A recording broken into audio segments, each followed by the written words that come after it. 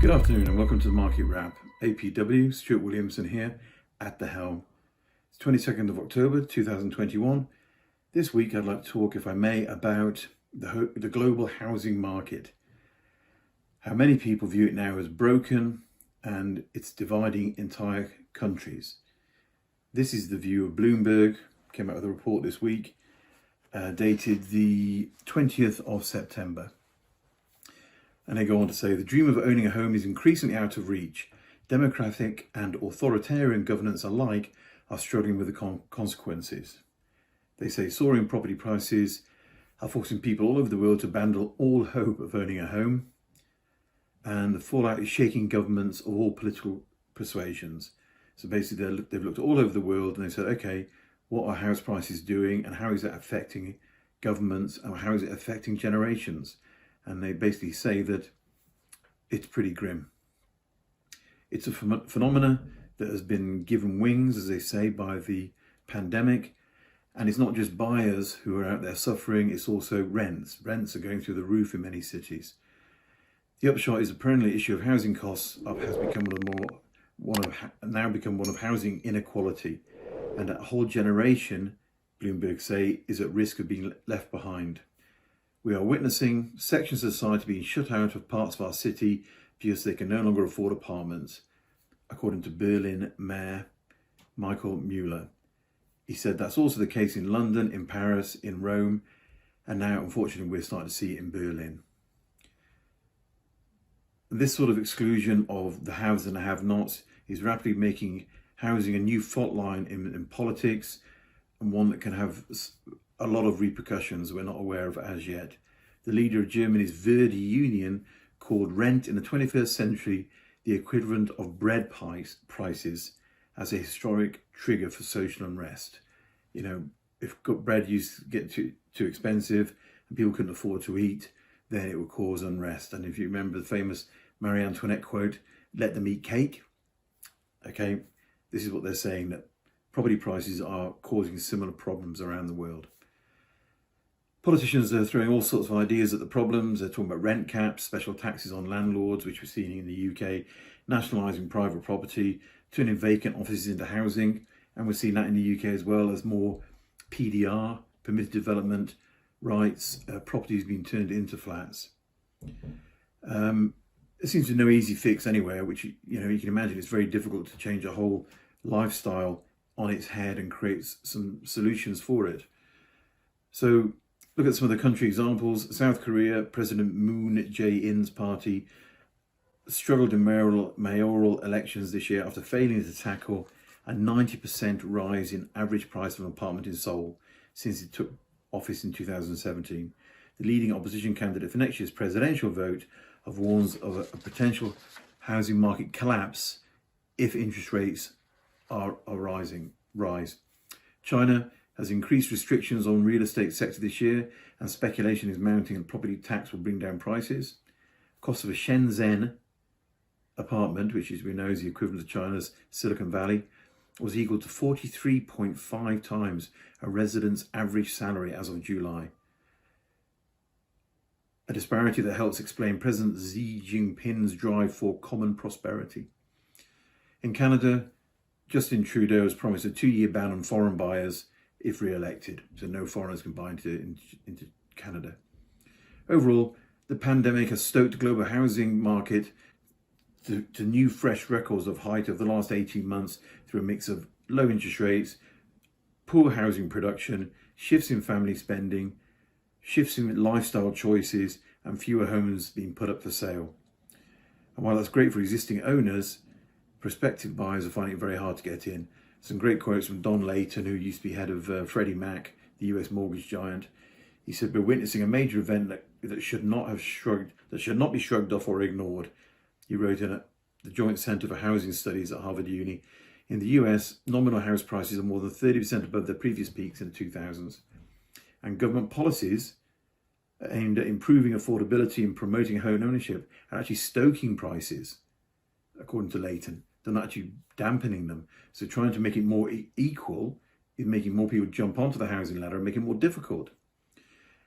Therefore, housing affordability is getting worse. The result in America, as elsewhere, is a widening generational gap between the baby boomers, people like myself, who are statistically more likely to own a home, and the millennials or Gen Z, who are watching their dreams of buying one go up in smoke.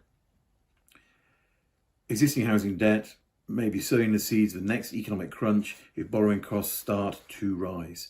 Niraj Shah of Bloomberg Economics compiled a dashboard of countries most at threat in the real estate bubble, and he says their risk gauges are flashing warnings at intensity not seen since the 2008 financial crisis. And so the solutions: governments may try and avoid penalising even renters or homeowners. That's difficult. So what are they doing? Sweden's government introducing changes that would have abandoned traditional controls and allowed more rents to be set by the market, trying to make it more free enterprise, and they collapsed in June. In Berlin, an attempt to tame rent increases was overturned by a court.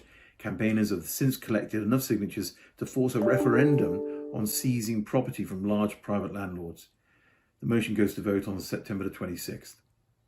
Okay, which it's already been. The city government on Friday announced it would buy 15,000 apartments from two large corporate landlords for 2.46 billion euros to expand supply.